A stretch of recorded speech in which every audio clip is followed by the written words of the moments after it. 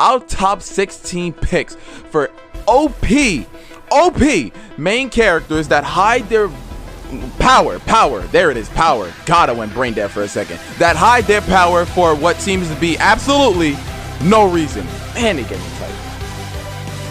Oh yeah, kicking it off at number 16, let's start this beautiful list of OP anime characters with the beautiful setting of the Alzano Empire Sa. It's home to one of the most rarest magic schools in the world. Here, ambitious students go to become, competent magicians, obviously. But all of a sudden, plot twist, their favorite teacher just all of a sudden retires. And all of a sudden, my main character, my guy, Glenn Reyes, replaces him. I hope I'm saying his name right. He is so OP, but he hides his power, obviously. But you already know, he's a loner, so his attitude towards life and magic puts him at odds with his class. Additionally, there's some wicked forces going on within the Empire walls, and they're becoming active. Come on, man, my son's just trying to be a lazy man. Let him be. Playing with the forces of God, as I always do. We have number 15. Haven't you heard of Sakamoto? This comedy follows the MC Sakamoto, who is sophisticated, OP, cool, sublime, handsome, and just the overall perfect person who hides his power. Though on his first day in high school, his attractiveness, intelligence, and charm has already had the girls all over him and had all the boys Minecraft oofing with jealousy. You can't stop this man. Watching this anime, you just notice, you just see every time someone tries to mess with him, it just goes out of proportion and they fail miserably. And he just does it with ease, I tell you. And with our next count, we have number 14, like a punch to the chest from Jotaro himself, Classroom of the Elite. By watching this show, you will stumble upon one of the most OD, badass anime characters you will ever find in anime. Kudo Ikuse Senior High School. Don't get me wrong, this high school is god tier. You know how this goes, 4 classes, A through D, ranked in order to merit only the top students, and the top classes get the most favorable treatment. But my boy, Kiyotaka Ayano Koji, is in class D, where the school just dumps on it the most. But there, he meets the unsociable Suzune Horitaka, who believes she was placed in class D by mistake and desires to climb all the way up to class A. And booming like my air conditioner, we have number 13, Chromeshelled Regions. In a post-apocalyptic world that consists of beasts, humans live in large mobile cities, aka Regions, and learn how to use special weapons. The anime story highlights the boy, the OP MC himself, Leifon Alcif, who is hoping to hide his true identity and also his true power and live a new and normal life at the Academy of Zulni. However, plot twist, that ain't gonna happen. His past caught the attention of Kyrian Loss, the manipulative school council president, and Nina Altok. However, with a secret past that won't leave him alone and unknown powers beyond normal, Leifon just might not take it. Whole lot. And with the source of the lords and the gods, we're at number 12, Noragami. Noragami focuses on the OPMC Yato, who is a minor deity and a self-proclaimed delivery god who dreams of having millions of worshippers. Without a single shrine dedicated to his name, however, his goals are far beyond being realized. Only does odd jobs for 5 yen a piece until his weapon partner becomes fed up with her useless master and deserts him. Whole lot. Just as things seem to be looking grim for the god, his fortune changes when a middle school girl, Hiyori Iki, supposedly saves Yato from a car accident. And we got number 1 year hurt, just kidding, Kyokai no Kanata. See now, this girl, Mirai Koriyama, is a sole survivor of a clan, Spirit World Warriors, with the power to employ their blood as weapons. The doctors must hate her. As such, Mirai is tasked with hunting down and killing Yomu, creatures that are said to be, manifestations of negative human emotions. One day, while deep in thought on a school roof, Mirai comes across Akihito Kanabara, a rare half-breed of Yomu in human form. Now, as we calm it down a little bit with the clever minds and the clever people, we have number 10, Yoka Energy, conservative, badass high school student Hotaru Oreki ends up with more than he bargains for when he signs up for the Classics Club after his sister basically forced him to, especially when he realizes how deep the club's history really is, leading Oreki in an investigation concerning a 45-year-old mystery that surrounds the club room.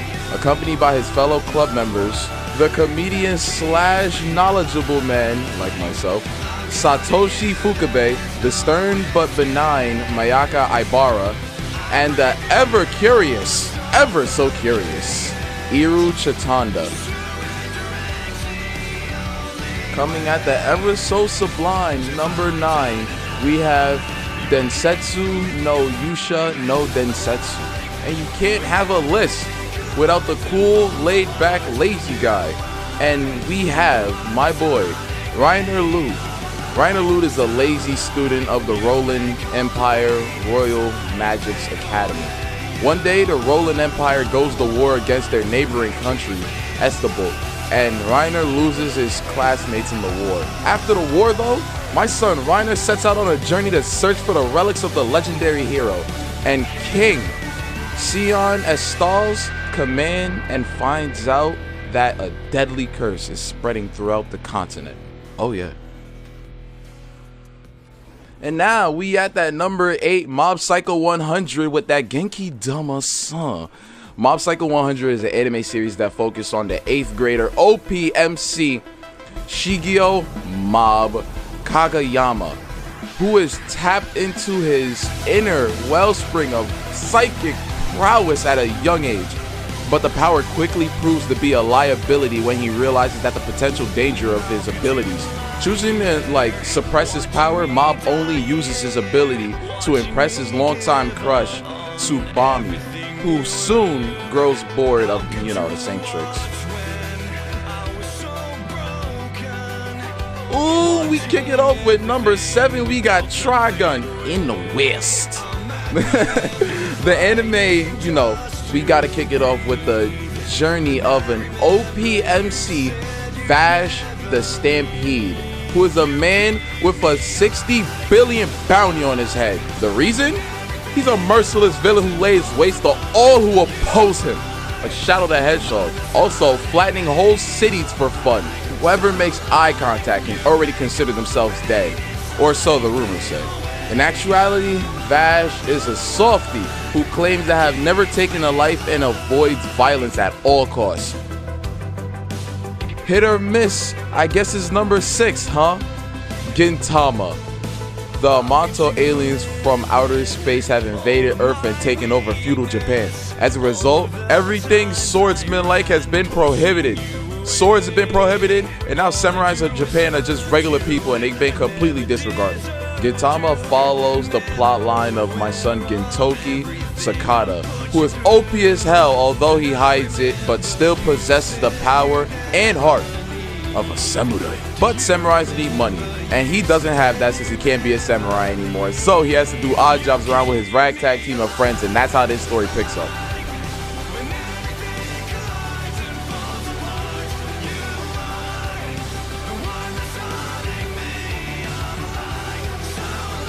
Now we got the hive of number 5, the King's Avatar. Wildly regarded as a trailblazer and a top professional player, top tier gamer, Yi Zui. Oh my god, I play Dynasty Wars, how can I not get this? Anyway, he has talent that got him the name Battle God for the gameplay he's displayed over the past years.